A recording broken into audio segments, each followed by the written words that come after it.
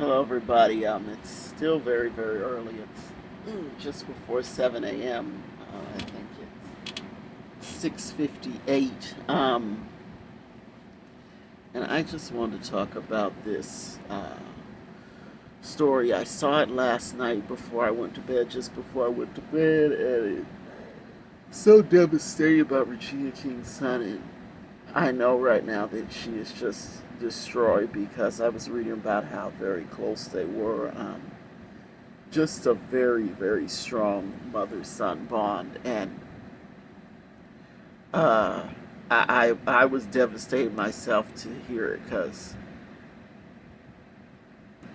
that was her only child. And, even when people have more than one child, it's very tragic for them to lose one, but for someone to lose their only child, I mean, that's very painful. And I send prayers out to her, and I ask people who pray to do the same. And I want to talk a little bit about suicide because there can be a lot of,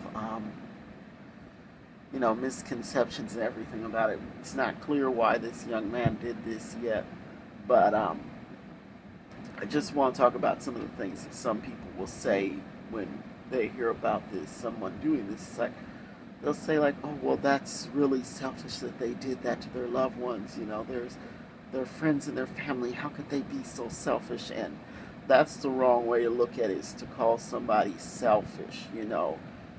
If you are driven to end your life, clearly there are some things going on with you that are so terrible that you feel that is the only way out. So I don't think anybody should ever say, call somebody selfish for committing suicide, because there are times where I have felt in the past where, I just wanted everything to stop. And, I consider that I never actually got close to doing it because I always felt the need that I wanted to live, but at the same time, it's like, why won't this pain end? But some people cannot, snatch themselves back from that brink and say, hey, I want to live. Some people just want it to end. And, you can't call them selfish for that, for struggling so bad with pain that they take the ultimate step that they cannot come back from. And I also want to address the people who will say that it's the coward's way out. That's wrong when we're talking about people who are dealing with pain and and feel like that's their only way out. That's not the way to say it. And I'm not talking about people who, they commit this crime and then they commit suicide. I'm not talking about people who do that. I'm talking about people in real emotional pain who take their lives to make the pain end. I mean, you can't call them a coward for that, because it's like they just didn't want to feel pain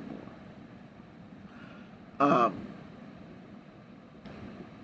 and Not everybody can be brought back from the brink. And I don't know who needs to hear this, but for anybody who's thinking about harming themselves, I mean, some problems are temporary, but they don't have to have a permanent solution. You can get through some of your problems if you can talk to somebody. Let them know how you feel. Don't just suffer in silence. Be open.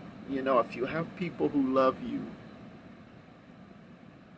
reach out to them, talk to them. They have the suicide hotline. So if you're alone and you have no one, uh, go ahead and just reach out to that hotline, and they will talk to you and get you through it.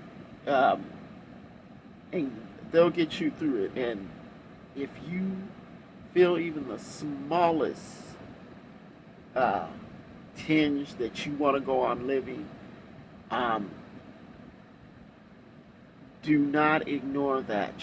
Fight for yourself. Fight for yourself. Fight for your will to live. Um, don't just do something on impulse.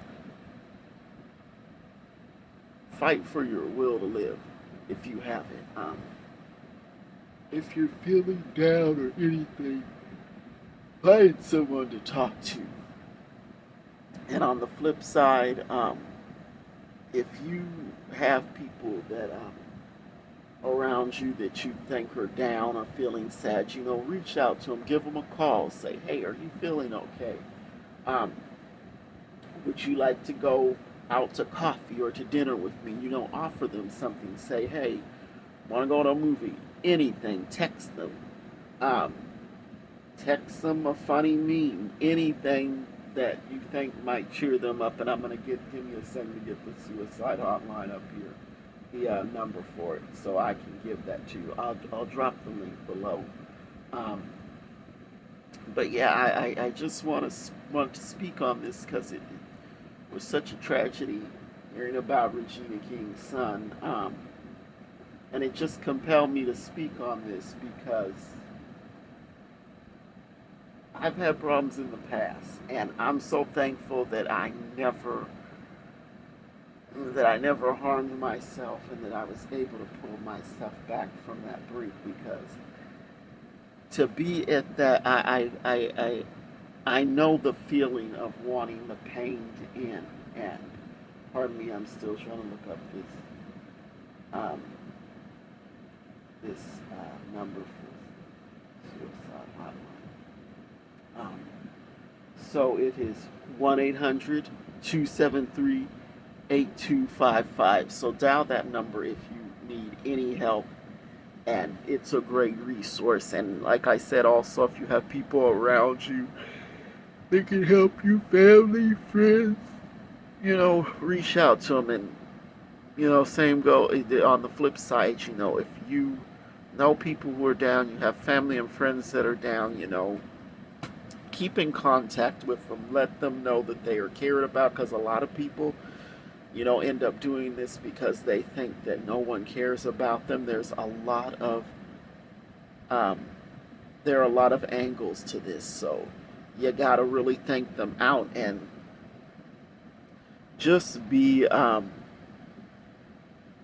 just do what you can to support your loved ones, because the things that can lead up to suicide are very deeply rooted, but some of them you can help someone through them. So please just do that if you can.